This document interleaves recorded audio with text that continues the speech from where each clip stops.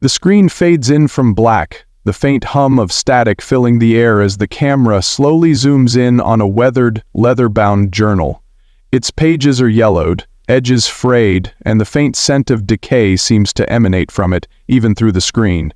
The voice of John, calm yet laden with an undercurrent of unease, begins to speak. There are places in this world, no, not this world, but a world, where the rules we take for granted cease to apply, where time bends, where space folds in on itself, and where the very fabric of reality unravels. This is not a story of the known, but of the unknowable, a tale of a phenomenon so inexplicable, so utterly alien, that it defies all logic, all science, all reason, and yet it exists. Or perhaps it doesn't. That, you see, is the question. The camera pans away from the journal, revealing a dimly lit room filled with strange artifacts. A clock with no hands, a mirror that reflects nothing, a map with shifting borders. The air feels heavy, as if the room itself is alive, watching, waiting. Our story begins, or perhaps it ends, in a small, forgotten town nestled deep within a forest that doesn't appear on any map. The locals call it Eidolon Hollow. It is a place where the sun never quite rises, where the shadows seem to move of their own accord, and where the whispers of the wind carry voices that should not exist. It is a place that does not belong to our world, yet it is here. And it is here that our protagonist, a curious and unsuspecting soul, stumbles upon something that will change everything. The screen shifts to a grainy, handheld footage of a dense forest. The trees are unnaturally tall, their branches twisted into grotesque shapes. The camera shakes as the person holding it, presumably the protagonist, moves deeper into the woods.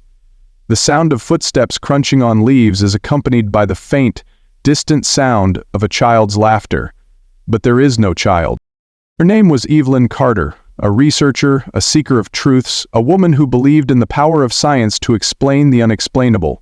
But Eidolon Hollow does not yield to science. It does not yield to anything. It simply is. And what it is a mystery wrapped in an enigma, shrouded in a darkness that consumes all who dare to look too closely. The footage cuts to a close-up of Evelyn's face. She is pale, her eyes wide with a mixture of fear and fascination. Her voice, trembling but determined, echoes over the scene. I don't know what I've found, but it's not of this world. The trees, the air, the ground, it's all wrong. It's like I've stepped into a dream, or a nightmare, and there's something here, something watching me, something waiting. The screen flickers, static, distorting the image for a moment before clearing. The camera now shows a clearing in the forest, where a strange, monolithic structure stands. It is made of a material that seems to shift and shimmer, as if it is not entirely solid. The air around it warps, like heat rising from asphalt on a summer day. Evelyn's voice grows quieter, almost a whisper. It's calling to me. I can feel it, like a voice in my head, but it's not a voice, it's something else. Something I can't describe. I have to go closer. I have to know. The camera moves toward the structure, the image growing increasingly distorted. The sound of Evelyn's breathing becomes labored, her steps faltering, and then suddenly the screen goes black. When the image returns, Evelyn is gone. The camera lies on the ground, pointing up at the sky.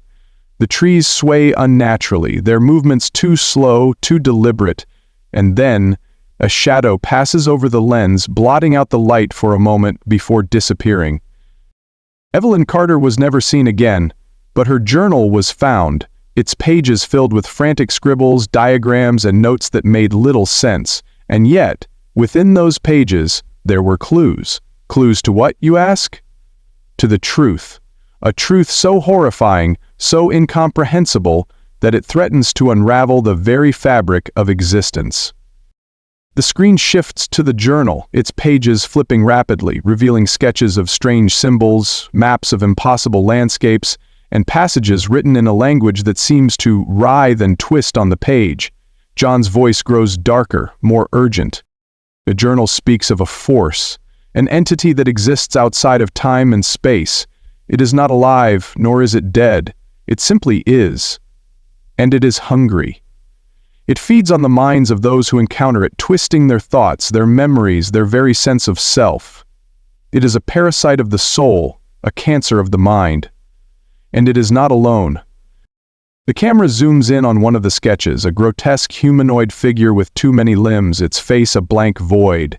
The image seems to pulse, as if it is alive, and for a moment, it feels as though it is looking directly at the viewer. This is what Evelyn encountered. This is what waits in Eidolon Hollow. And this is what waits beyond the veil of our reality. For you see, Eidolon Hollow is not just a place. It is a gateway, a doorway to a realm that should not exist. A realm where the laws of physics are meaningless, where time is fluid, and where the very concept of existence is called into question. The screen cuts to a series of rapid, disjointed images.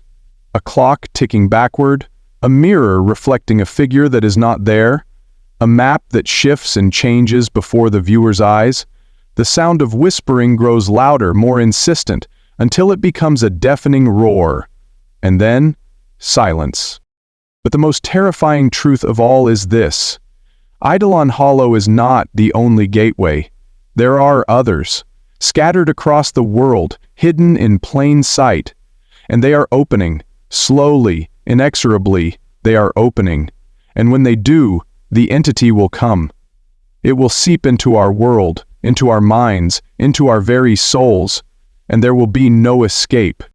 The screen fades to black, the sound of static returning. John's voice is barely a whisper now, but it carries a weight that is almost unbearable. We are not alone. We have never been alone. And soon, we will know the truth that will destroy us, the truth that will set us free. The static fades, leaving only silence, and then the final words, spoken with a chilling finality. Welcome to the end of the world. The screen remains black for a moment before the credits begin to roll, the sound of faint, distant laughter echoing in the background. The laughter grows louder, more manic, until it abruptly cuts off, leaving the viewer in silence, a silence that is heavy, oppressive, and filled with the unshakable sense that something is very, very wrong.